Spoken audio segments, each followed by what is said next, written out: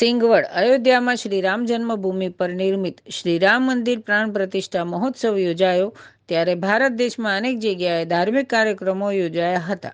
ત્યારે દાહોદ જિલ્લાના સિંગવડ તાલુકામાં ઠેર ઠેર કાર્યક્રમો યોજાયા। ત્યારે અગારા ગામે શોભાયાત્રા ભવ્ય રીતે આયોજન કરવામાં આવ્યું હતું।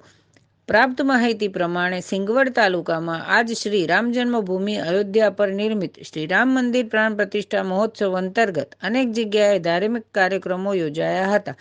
ત્યારે અગારા ગામે રામ ભક્તો દ્વારા કાર્યક્રમ રાખવામાં આવ્યો હતો। અડફળિયામાં માતાજીના મંદિરે આરતી કરી શોભાયાત્રા કાઢવામાં આવી અને સાવણ માતા દેવસ્થાન હવન આરતી કરી, અગારા પ્રાથમિક શાળામાં આરતી કરી અને વિશ્વ હિન્દુ પરિષદ દક્ષિણ ગુજરાત મઢ મંદિર અચરક પુરોહિત સંયોજક રમણભાઈ બારિયા દ્વારા ભગવાન શ્રી રામના ઇતિહાસ અને રામાયણ વિશે વાત કરવામાં આવી હતી।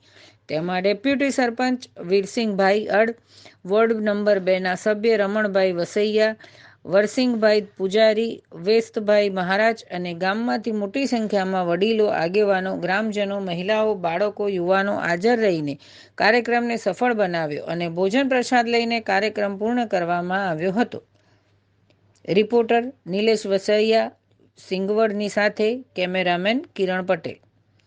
જોતા રહો i7 ન્યૂઝ ગુજરાતીના પળે પળના સમાચારો અને અમારી ચેનલને લાઇક કરો અને સબસ્ક્રાઇબ કરો। ગુજરાતીમાં આપણું હાર્દિક સ્વાગત છે। આપણે આજે 22 જાન્યુઆરીએ અયોધ્યામાં ભગવાન શ્રી રામનો પ્રાણ પ્રતિષ્ઠાનો કાર્યક્રમ થઈ રહ્યો છે। ત્યારે આજે અગારા ગામે પણ કાર્યક્રમનું આયોજન કરવામાં આવ્યું છે। તો ત્યાં રામ ભક્તો ઉપસ્થિત છે, તો આપણે તેના વિશે જાણવાનો પ્રયાસ કરીએ। આપનું નામ સાહેબ? જય શ્રી રામ।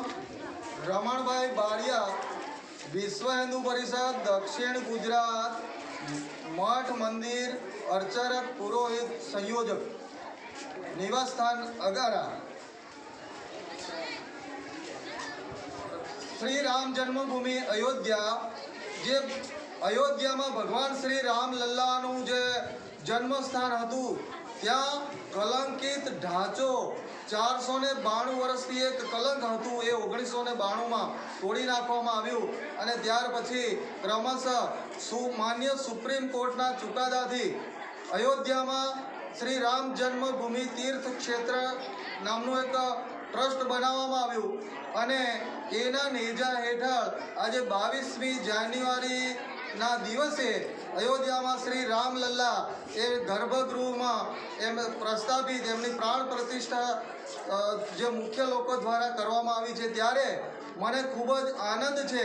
હું પ્રત્યક્ષ આ કામમાં જોડાયેલો હતો અને પ્રત્યક્ષ મેં આ કામ કર્યું છે, એટલે મને આજે મારા હૃદયમાં એટલો બધો આનંદ છે, મારા ગામના લોકોમાં એટલો બધો આનંદ છે, મારા દાહોદ જિલ્લાના હિન્દુ રામ ભક્તોમાં એટલો બધો આનંદ છે કે જેને 492 વર્ષથી જે એક કલંક હતું, ત્યાં ભગવાન શ્રી રામ લલ્લા આજે વિરાજમાન થયા છે। ત્યારે લોકો ખૂબ જ ધન્યતા અનુભવે છે અને લોકો ખૂબ ખુશ છે અને તમામ લોકો તલપાપડ કરી રહ્યા છે અયોધ્યા જવા માટે।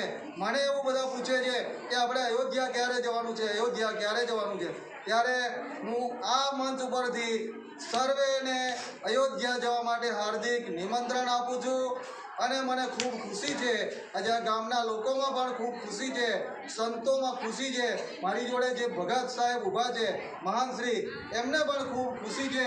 એ ગઈકાલથી આ કાર્યક્રમને નક્કી કર્યો હતો અને આજે ગામમાં 3 રૂટ ઉપરથી શોભાયાત્રા કાઢી અને આજે ગામની સાવણ માતાએ શોભાયાત્રા લાવી અને ત્યાં આરતી કરી, મહાઆરતી કરી અને આજે અહીંયા આ જે ઊભા છે એ સ્થળ ઉપર પણ ભગવાન શ્રી રામનો લાઈવ કાર્યક્રમ, જીવંત કાર્યક્રમ જોવામાં આવ્યો અને ત્યારબાદ મહાઆરતી કરવામાં આવી અને મહાઆરતી કરીને ભોજન પ્રસાદ કરીને સબ છૂટા પડીશું।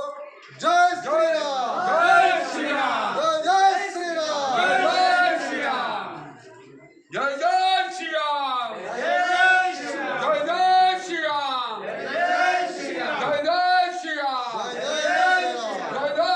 રામ, જય જય શ્રી રામ। અવનવી ખબરો જોવા માટે અમારી ચેનલને લાઈક કરો, શેર કરો અને સબસ્ક્રાઇબ કરો।